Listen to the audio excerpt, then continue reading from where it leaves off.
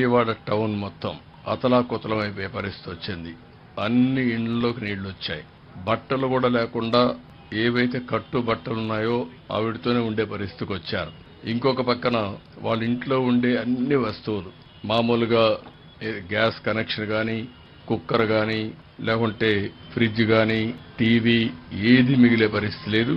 వాళ్ళకుండే వాహనాలు కూడా, ఒక స్కూటరో కారో లేకపోతే ఇంకోటి ఉంటే అవి కూడా దెబ్బతిన్నాయి. అన్నీ ఎక్స్ప్లెయిన్ చేశాం. కేంద్రానికి రిపోర్టులు పంపిస్తున్నాం.